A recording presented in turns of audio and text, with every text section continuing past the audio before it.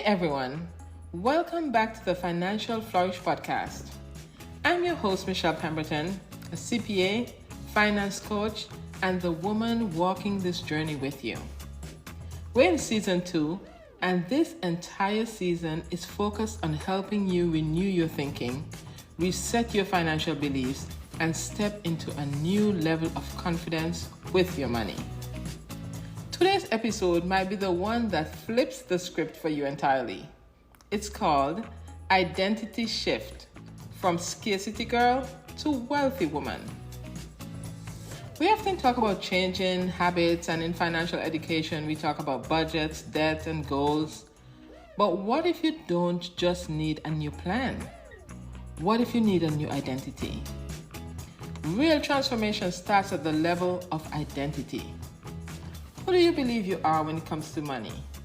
Are you still showing up like the girl who's always scraping by, even when God is calling you to live in wisdom and overflow? To help us unpack this, I'm joined by an incredible guest, Dr. Monique Upton, a board-certified psychiatrist. Welcome, Monique. Hi, Michele. Thank you so much for having me. Just a little bit about myself. I am a board-certified psychiatrist, both in general psychiatry and in child and adolescent psychiatry.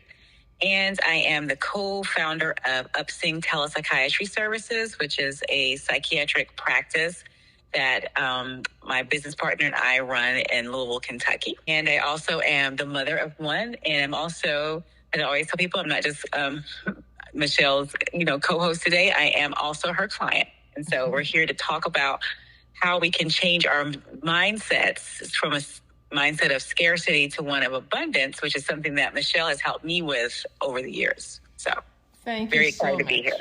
Thank you so much. It's really good to have you here today. So we have an interesting topic here today. So let's get right into it.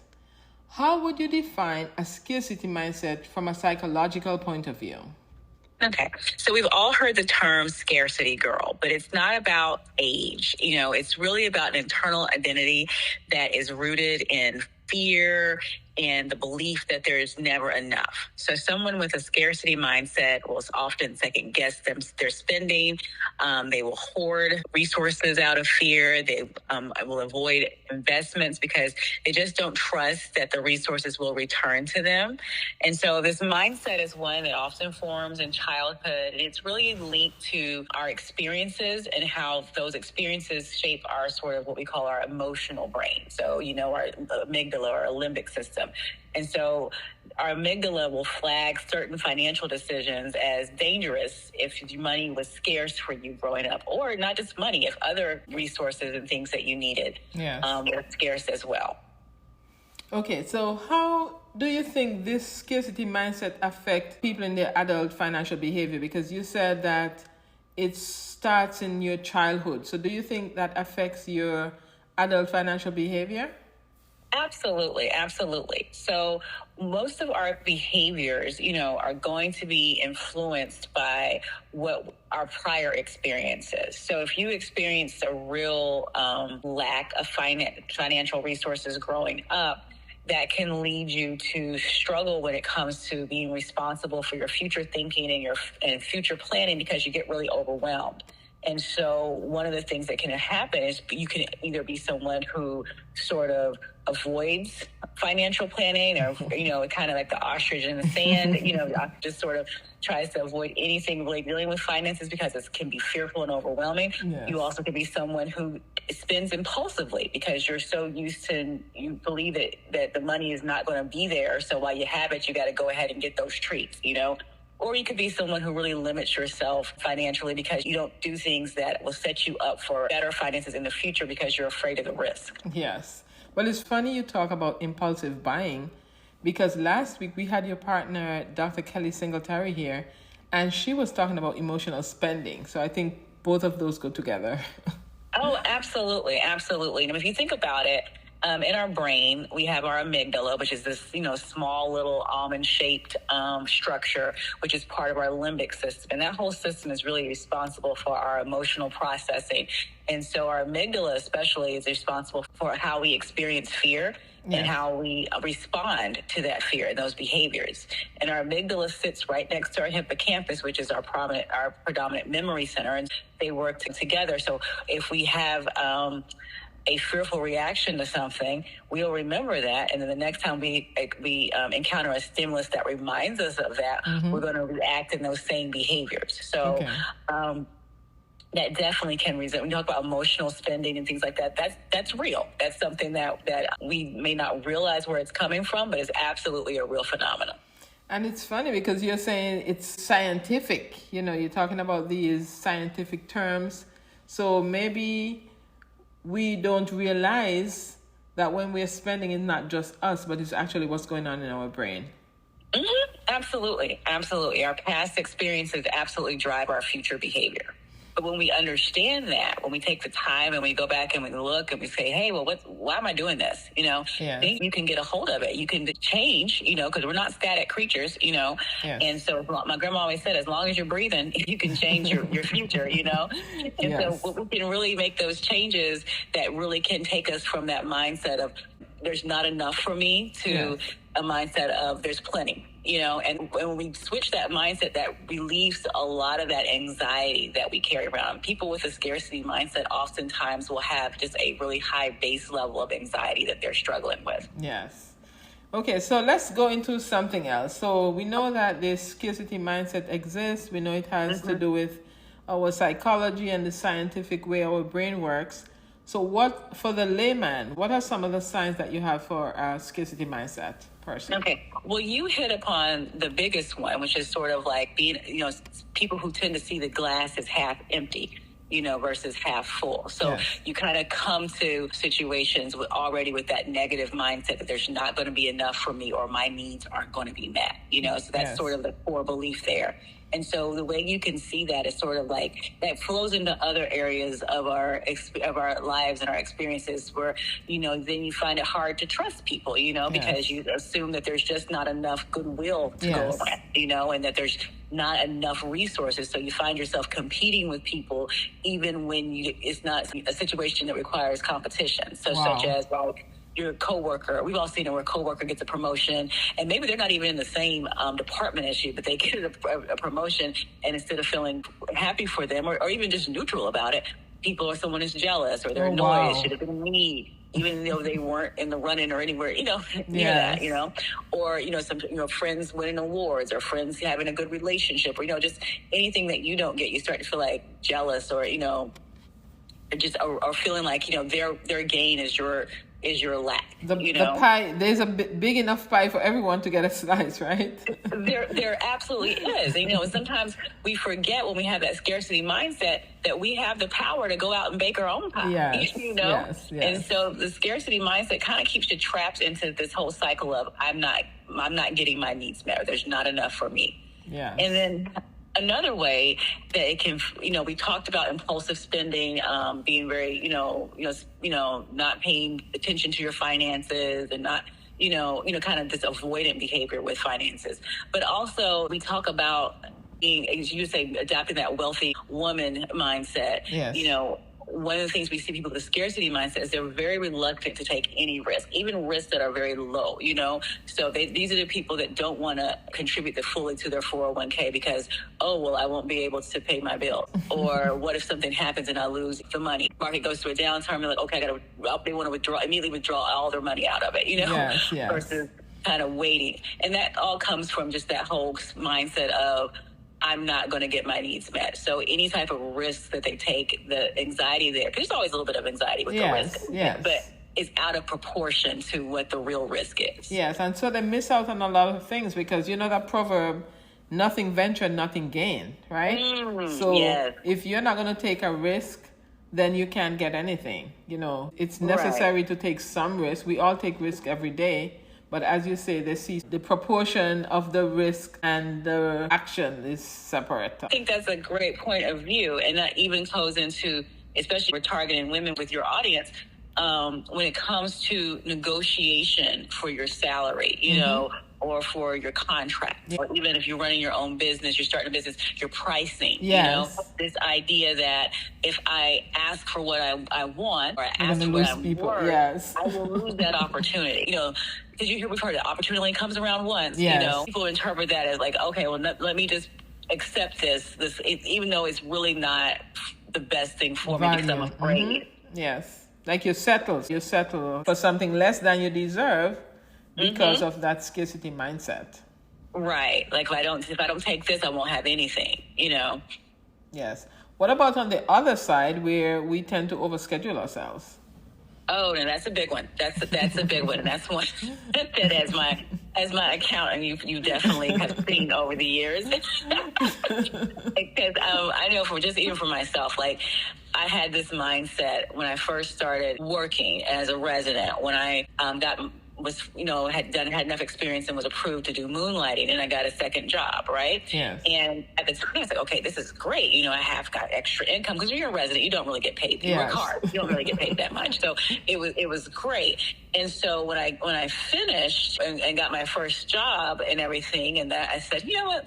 After I got settled in that, I was like, well, let me get a little moonlighting job. And it started with a really good sort of motivation, because I was doing outpatient, and I was like, well, let me get a moonlighting job doing some inpatient, so I keep that skill set, right? Yes. But then, you know, as I get out there, when people are like, oh, there's a new psychiatrist in town who's looking for work, so people started calling me, and so I started taking every little contract and moonlighting job in addition to my full-time job. And I was really, really burnt out. So I was always overscheduled, always working like 14 days on and 2 days off, running from this to that. And I felt like I had all these balls in the air and I could not keep up. I mean, I felt like I was never done. There was never a time when I was finished with my work and could just relax. There's always something I was dropping the ball on.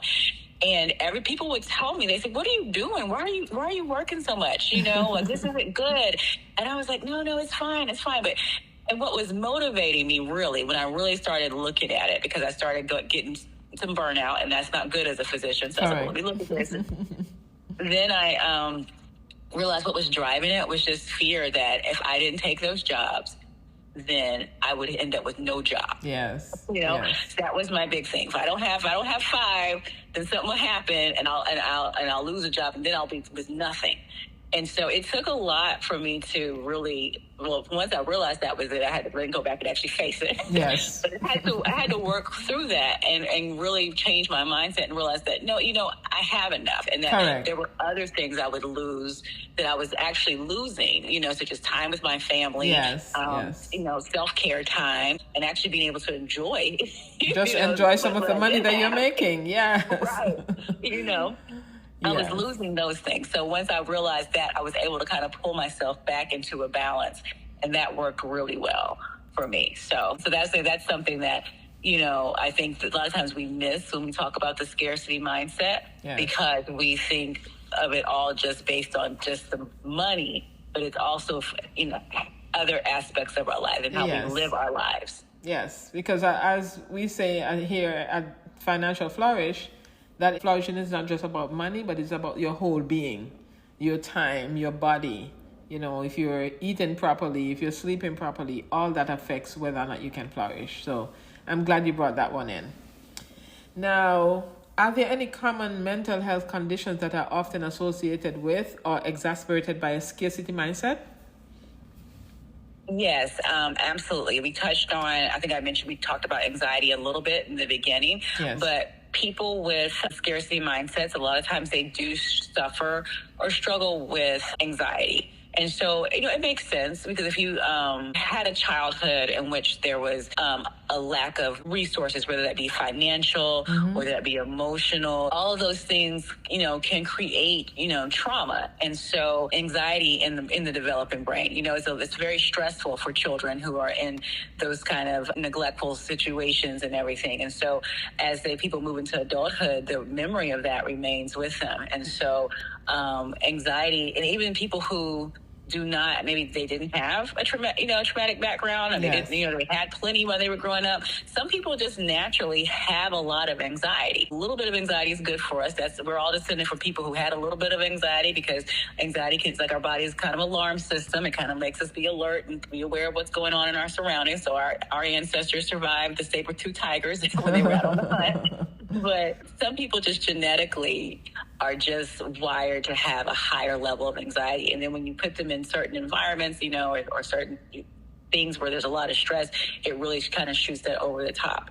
And so for those individuals, they can sort of develop this because of this scarcity mindset. Anxiety tells their brain that they're never safe, that they're never okay, and they're always kind of looking out for, the shoe to drop. So definitely that's something that if that is something that you're struggling with, if you kind of, do some introspection and you realize, hey, well, this kind of is what I'm feeling that's driving all that. What you can do is you can really look at getting maybe some professional help. You can talk to your primary care doctors. They are excellent, first step resources for depression and anxiety. You can talk to, a therapist, are working through that, those things. Some people, if you're a spiritual person, talking with a faith leader, many churches are collaborating now with mental health professionals where they're bringing that to the church and everything, and in effort to kind of help reduce stigma. And sometimes, I hate to say it, but for those people who maybe don't have access to those resources, there are a lot of really good self-help books out there for anxiety that focus on kind of teaching you cognitive behavioral techniques to help reduce your anxiety. So the most important thing is not to realize it's not something that you just have to live with. It's something that there are resources and treatments that are available that can really improve your quality of life. Okay. So you spoke about self-help books. What else can you do to help you to overcome the scarcity mindset? Well, I think the number one, it starts with you kind of recognize you got a scarcity mindset. You've got that kind of thinking. A lot of times, because our brains are very complex and our brains allow us to do a multitude of things at one time. A lot of people have a lot of stuff going on in the background. You call them automatic negative thoughts, And so we have this kind of running commentary of these anxious kind of thoughts in the back of our subconscious that we're not maybe really 100% in tune that that's what we're thinking, but that's just kind of what automatically is happening, So the first thing you kind of have to do is kind of actually pay attention to what you're actually thinking. So a good exercise is just to kind of get yourself a little journal and just kind of jot down for about a week, how you're doing. So every time you feel anxious, or especially, I know this is a financial focused podcast, so if you really kind of want to get over your scarcity thinking around money, write down every time you feel anxious or guilty about it or fearful about the money, and then just start identifying those thoughts. Then the next step is start looking at what are the underlying beliefs in those thoughts. Because a lot of times we'll have thoughts like, when it comes to money, like, oh, I'll never catch up. There's never enough. I'm not good with money. If I spend, I won't get it back. And we never examine those thoughts because sometimes we think things that just simply aren't true, you know? And so for us to start working through this, we have to kind of recognize what we're doing.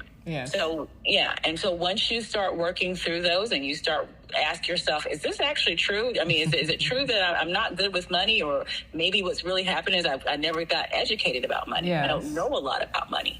Because those are two different thoughts. I'm not good with money. It's just it's a finality there. You're not good with money. You're not I'm not a good singer. I'm never going to be Anita Baker. Okay? We can get you singing lessons. Right. Exactly. See, you've already got it. But when you change that to, I'm not educated about money, that's something we can work on. That's something we can change, And so when we change those thoughts from this negative finality to this positive, futuristic thought process, that's good for us. That reduces our stress because instead of telling ourselves something negative, we're telling ourselves something positive, and we're giving ourselves a way to change. And once we give our brain something to do, our brain starts kicking into gear and says, okay, well, we're not educated. Well, the next step is we got to get educated, and you start thinking about other things. Instead of thinking negative about money, you're thinking positively because you're learning about it and you're going to figure out what to do with it, and then you're going to figure out how to make it and how to keep it. So that's the advice that I would give. We want to reframe those money beliefs, So I can't afford that. So what can I do so that I can afford what matters to me? Yes. But you show that there's hope. There's hope. Mm-hmm. You don't have to stay in the state where you are. You know, you can do something about it. Yes. Right. And about that, Michele, you got to be active and proactive about it. You can't just do it one time and it's going to stick. Because many of us, we've been thinking these thoughts for years, yes. you know? Yes. So you have to be really proactive, you know? It's just like if you, you know, kind of pull your shoulder or whatever, or your back, and your doctor says, okay, we're going to send you to physical therapy. Yep. You don't just go and sit there. You know, you got to go every day. You yes. give you exercises to do. When you're not there, you have to put in the work. And it's the same kind of process yes. for your thoughts. Yes. So a really good thing, I know you and Dr. Singletary talked about this last week about doing positive affirmations. Yes. And though that is really like a great way to get yourself, you know, into this habit of reframing your beliefs. You know, if you say, hey, let's write 3 positive money affirmations, mm-hmm. and I'm going to say them aloud every day with intention and emotion. I'm going to be intentional about it, and I'm going to say it, you know, and I'm going to mean it. You start telling that tells your brain this is important. You know, yes. these are important thoughts. And if you keep doing that, eventually your brain goes, you know what? Every time we say, I can't afford it, she immediately makes us stop and say, how can I creatively yes. afford what matters to me? So your brain says, we're just going to stop thinking that. And we're yes. going to start thinking the positive one, because that's what she's going to make us do anyway, you know? Yes. And it really does work. And when we create this kind of running positive, you know, like thoughts that are in our mind, this kind of running little commentary of positivity, yes. It makes us feel better, you know? Because positive thoughts evoke positive emotions. Correct. And so that helps us. It reduces our stress.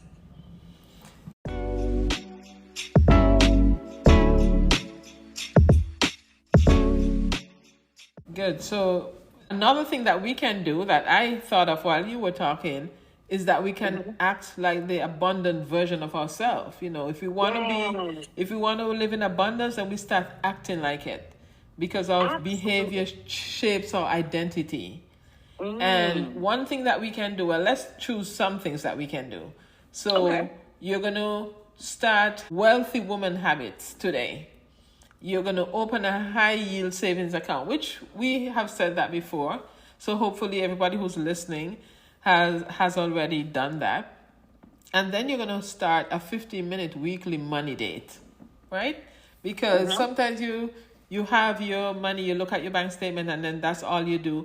But if you want to forge a strong relationship, if you want to strengthen your bonds, then in your amorous relationships, or even your platonic relationships, you meet, you talk. This is how the bond is strengthened. So we're going to do the same thing with our money. So you have a date with your money, you look and see what's going on, you know, you form that relationship, you familiarize yourself with your money. And then the next thing that you can do is create a budget that includes joy. And we've been talking about this. You know, we have our princess cushion so that if something happens, if we fall, it doesn't hurt us that much. And also we put the things that we want. Last week we spoke about treating yourself. You know, you can put your treating yourself stuff in your budget. And that is not restraint, it's control. Because so many times we look at the budget as restrictive. But if we put everything that we need, everything that we want in our budget, then it becomes a tool that we can actually use. I love that. Because you're absolutely right. When you say budget, the first thing people think of is austerity. They think of lack. You know, I'm not going to be able to have anything, you know.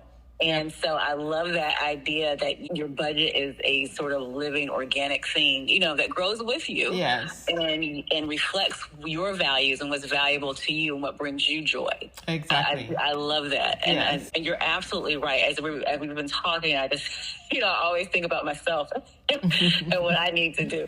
And like, I love the 15-minute weekly money date because we spend a lot of times when we're looking at our finances, it's just paying bills. Exactly. You know? Exactly. We're not actually taking stock of, okay, this is where I'm at. And I know there's things that you told me to do about, you know, and I think, okay, it sounds great. And then like, you know, life gets in the way. And yes, exactly. We're so busy.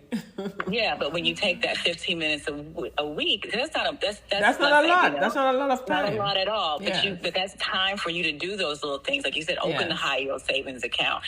Talk to your accountant or your financial planner at your bank or something about other vehicles for saving and investment, and to explore those things. I like that. Yes. And you can also look at different books. The Psychology of Money by Morgan Housel. And also the Financial Flourish podcast. There's so much great information here that can help you grow. I have people calling and saying, this is exactly what I wanted, especially now season 2 with the psychology of money, the psychiatry of money. I think people are listening because they recognize that this is exactly what's going on in their brain. And so now that you know what's going on in your brain, you have a chance to fix it. Absolutely. When we know better, we do better. Yes. But there is something I did want to ask you about. I want you to know if you could talk a little bit about boundaries with money, because I think especially for women, that is a hard one. And that's a way I also see the scarcity mindset coming in, because if you've got the drain on your resources, then that is sort of like a self-fulfilling prophecy. You know what I mean? Yes. So that's a tough topic, because if you want to have a wealthy mindset, if you want to have an abundance mindset, then you have to be careful about your boundaries. You have to make sure you set your boundaries around energy and around money. Now, you have an abundant mindset, so you're not afraid of the future. You know that there's hope. And so you're saving because, tomorrow you have enough today and you have enough to save for tomorrow, as you said earlier. Now, if you are saving your money and the other person who now has a scarcity mindset, they're just spending everything they have. And when they find themselves in problems, then they come to you to get some of your money. Now, you have already deprived yourself maybe of some things in the now, and save for, a rainy day. You've increased, you've expanded, you've multiplied your princess cushion, and now this person comes along and they're asking you for some of that money. You have to be able to say no. Because if others constantly drain your resources, then you're going to be in a scarcity situation. And we are not trying to do that.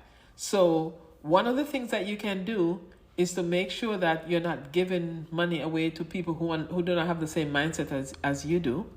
And then the other thing is with your business. So whatever you're doing, you don't undercharge. A lot of times we do that as business owners. We undercharge, for our services, but we have to remember that our time is valuable. And we also don't want to, giving, especially, in church. I go to church. I'm a believer. But sometimes, our church give us guilt to give. And so you, especially as women, you end up giving based on guilt. And sometimes you give what you can't afford. So we don't need to do that. And also you don't give on emotion either, because then that would become emotional spending. So we just have to make sure that we recognize these boundaries, we recognize this energy around money, and we make sure that we change our mantra. So now we say my time and my money are valuable, and I choose to spend it wisely. So I think that would help. Anyone out there who has this problem, trying to go forward, but you have people pulling you back. Just be aware of these situations that can arise. That is so powerful, Michele, because as you were talking, I just started thinking about how so many of us, may be the first generation to really have access to financial resources, and we grew up watching the women of our families, our matriarchs, to, figure out a way to feed everybody, clothe everybody, send everybody to school on, minimum wage or less, And so we saw them kind of, for them, they did spend everything, they didn't have anything left. And so for many of us, we kind of feel like that's what we're supposed to do too. But we don't understand that there's a boundary. There's a difference between, what our grandmothers and mothers and great grandmothers were doing is they were investing in their children, Yes. But there still has to be a boundary even with that. Exactly. I think for some of us, all we've seen was the giving, but we didn't see we didn't pay attention to the boundaries as well. Yes. Yes. And I think that would help us, as we try to shift, right? To shift our identity. Right. And that brings us into my next question. What does it mean to shift your identity? And we're coming to a close. But what does it mean to shift your identity to align with a desire for wealth and abundance? What does that mean? Well, it really means that, once you decide that I don't want to live in the scarcity mindset again, because again, if you're happy there, that's right for you, have at it. But when you make that decision that I want something different, then you have to, it's an action to get there. So you got to actively work. So we talked about, number one, become aware of what's going on, start journaling and examining your money beliefs, asking yourself, where did I learn this from? Is this true? And replace those negative thoughts you have about your money and those fearful thoughts about money. Replace those with new positive affirmations and actively rehearse them and say them every day. Make them an active part of your life. Make it part of your daily routine. You get up in the morning. Because a lot of times we get up in the morning and we're just rushing.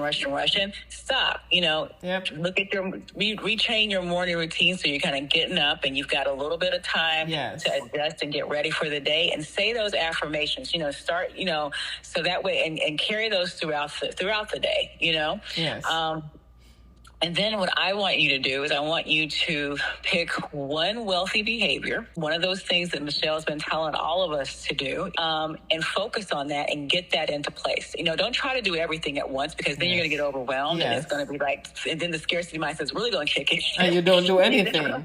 You're not going to do anything. You're going to get paralyzed. But pick one. Pick something simple like automating your savings. Every month, taking savings and moving money over into your savings account. So little small things, you can do that on your app on your phone, setting boundaries, or maybe even raising your prices. If you've got a small business, look at, am I really charging what I should be charging, So pick one wealthy behavior that, and start there. And once you've got that mastered, then pick another one, Yes. And the next thing you know, all your behaviors are wealthy behaviors. Thank you so much. This is such good stuff. Do you have one message that you want to leave with the audience about the power of identity and mindset in creating wealth? Yeah. And with me, trying to keep me on one thing is hard, but I'm going to do my best. But what I would say is to remember that our past happened to us. It's something that we experience, but it doesn't define us. Yes. It's not who you are. So when we are trying to shift that power of identity into a new mindset, keep that in mind, that what happened to you is something that you've experienced, and look at what lesson you can get and what resiliency you can get from that, Yes. But don't feel like you have to be stuck there because this happened. As long as you're breathing, as long as you desire, you can affect change in your life. Yes. Thank you, Monique. I really just want to thank you for sharing such deep and practical wisdom. So let me speak to our audience. The identity of a wealthy woman isn't about perfection. We're not trying to be perfect. We're just trying to be about progress and self-trust. You're not limited by your past. So many times we think that what we do in our past is what we are today. But you're not limited by your past. You're not your parents' money story. You're now writing a new story. And that's shifting from scarcity girl to wealthy woman. You can follow Dr. Monique Upton on their website at www.upsingtelepsychiatry.com, and you can also connect with them on Instagram at upsingtelepsych. Now, overcoming a scarcity mindset isn't about thinking, isn't just about thinking, it's about renewing your mind. And we see the Bible says in Romans chapter 12, that we need to renew our mind. So how do we go about doing that? We're going to start practicing new behaviors, as we heard earlier. We're going to trust that abundance isn't just about money, but it's about your worth, it's about your creativity, and your God-given ability to prosper. So I just want to thank everyone for joining us today. And remember to follow us on Instagram at _financial flourish. You can also follow us on Spotify, Financial Flourish, and don't forget to subscribe, because this is how you get to know what's going on when we post a new episode and also what's going on our website. Now you can also check us out online, www.absoluteaccountingcpa.com/financial flourish. Remember that we also have the Season 2 Money Mindset Workbook. Now, I've spoken about that in the last episode, that you fill this information out after each episode. Do not fill it out ahead. I'm going to say that, but we know that some people are just going to do it anyway. Now, each section is designed to walk alongside what we discuss here. So you can go and put your information in based on what you heard today. Now, next week, we're going to see you next week. But until next time, renew your mind, reboot your mindset, and take one step towards your financial goal. And don't forget to flourish.